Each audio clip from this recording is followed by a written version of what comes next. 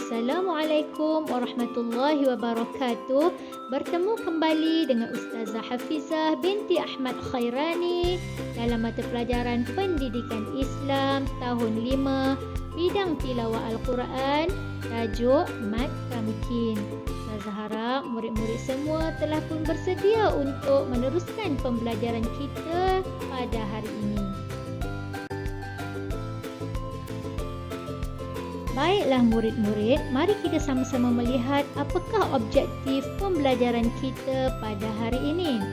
Di akhir pembelajaran, murid-murid dapat membaca kalimah dan potongan ayat yang mengandungi hukum mat tamkin.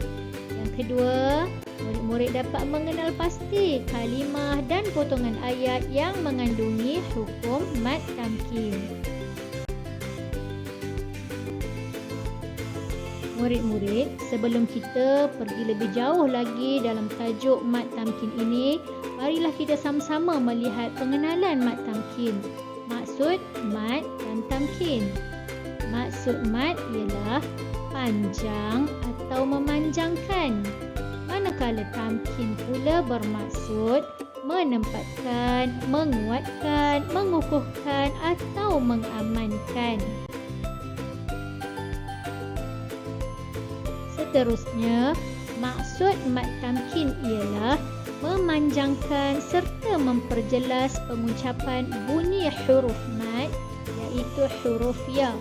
Mat tamkin bermaksud memanjangkan serta memperjelas pengucapan bunyi huruf mat, iaitu huruf ya.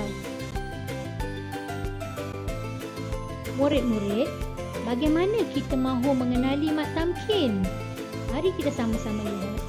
Mat tamkin berlaku apabila dua huruf ya bertemu di dalam satu kalimah. Ingat ya murid-murid, dua huruf ya bertemu di dalam satu kalimah. Itu cara nak mengenal dia yang pertama. Yang kedua, ya pertama berbaris kasrah dan syaddah. Ya pertama berbaris kasrah dan syaddah, itu berbaris bawah dan sardu.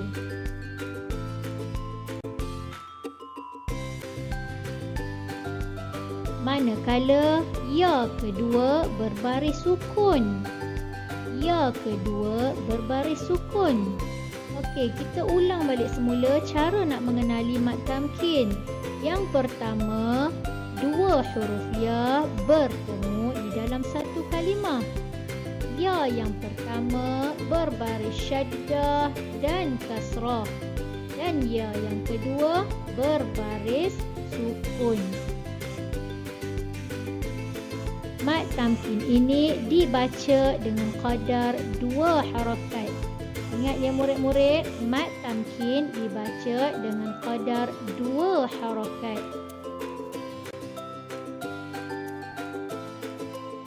Baiklah murid-murid, berikut adalah ayat pendek yang mengandungi hukum mat tamkin.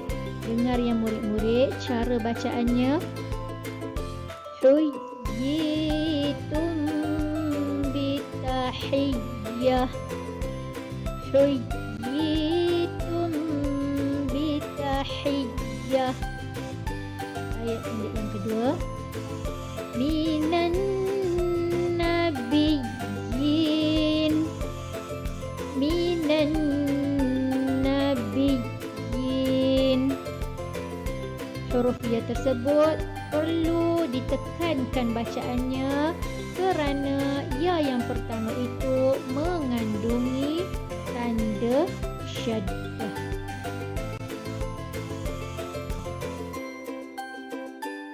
Contoh seterusnya ayat yang mengandungi hukum mat tamkin.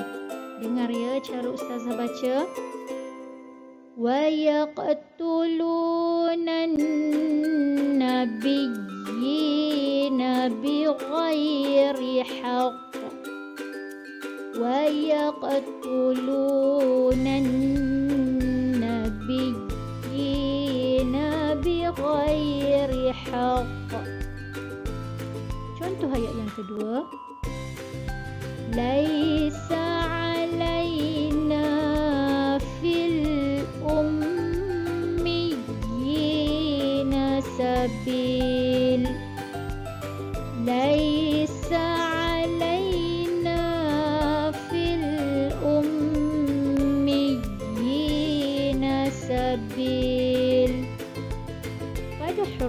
tersebut perlu ditekankan bunyinya kerana mengandungi tanda syaddah.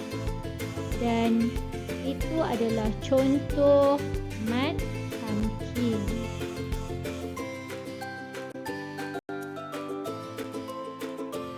Berikut juga adalah contoh ayat yang mengandungi hukum mad tamkin. Ayat-ayat ni semua Ustazah telah ambil di dalam buku teks Pendidikan Islam tahun 5 pada muka surat 32. Murid-murid boleh rujuk buku tersebut dan membaca dengan bacaan yang betul seperti yang Ustazah ajarkan ini. Dengar ya murid. وَإِذْ أَوْحَيْتُ إِلَى الْحَوَارِيِّينَ أَنْ آمِنُوا وَإِذْ أَوْحَيْتُ إِلَى الْحَوَارِيِّينَ أَنْ آمِنُوا.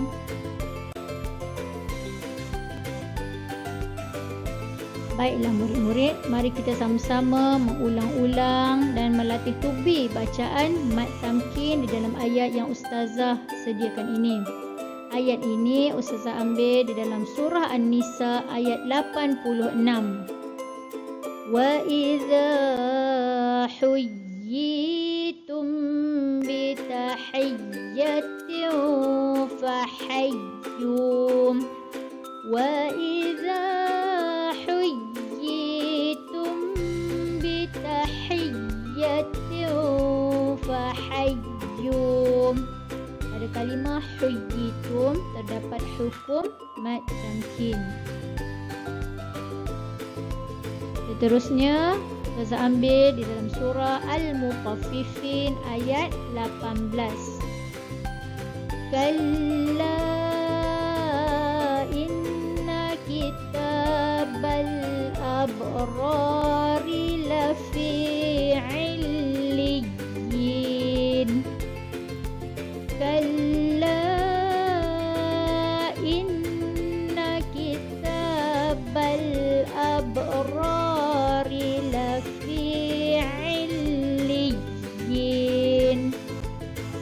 Pada kalimah illiyin terdapat hukum mad tamkin. Murid-murid perlu tekankan bacaan pada huruf ya kerana mengandungi tanda syaddah.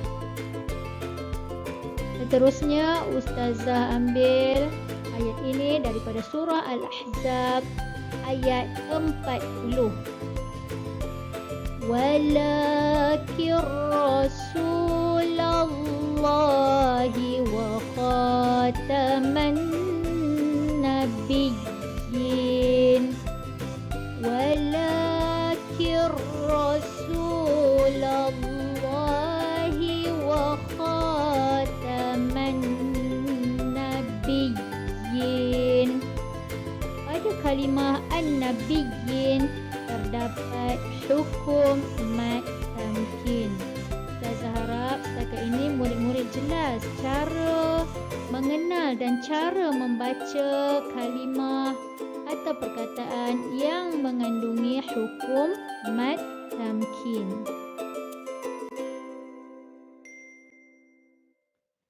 Baiklah murid-murid, mari kita sama-sama mengenal pasti di manakah kalimah yang saya paparkan ini terdapat hukum mad tamkin. Cuba murid-murid lihat betul-betul dan cuba kenal pasti. Okey. Kalimah yang pertama yang dapat dikenal pasti ialah kalimah an-nabiyyin. An-nabiyyin. Kerana pada kalimah ini terdapat dua huruf ya, dan ya yang pertama bertanda syaddah dan berbaris kasrah. Manakala ya kedua ini tidak mempunyai sebarang baris. Apabila tidak mempunyai sebarang baris, ia adalah sukun.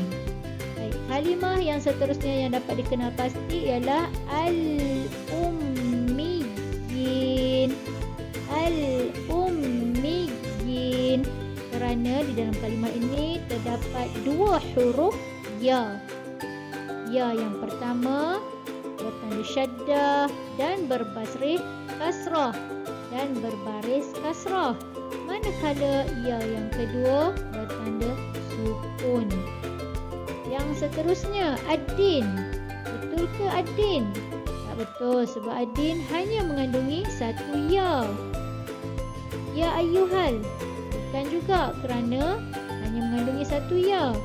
Baik, seterusnya yang dapat dikenal pasti ialah kalimah rabbaniyin. Rabbaniyin kerana terdapat dua huruf ya, dan ya yang pertama bertanda syaddah dan berbaris kasrah, manakala ya yang kedua bertanda sukun. Seterusnya kalimah al-hawariyin kerana di dalam kalimah ini terdapat dua huruf ya. Yang pertama bertanda syaddah dan kasrah, dan ya yang kedua bertanda sukun. Ada lagi tak murid-murid? Ya, ada lagi. Kalimah yang seterusnya yang dapat dikesan ialah huyyitum. Kerana kalimah huyyitum ni terdapat dua huruf ya. Yang pertama berbaris syaddah dan kasrah, dan ya yang kedua bertanda sukun. Dan lagi satu kalimah yang dikenal pasti mengandungi hukuman tamkin ialah illiyin, iaitu ya yang pertama berbaris syaddah dan kasrah, dan ya yang kedua bertanda sukun.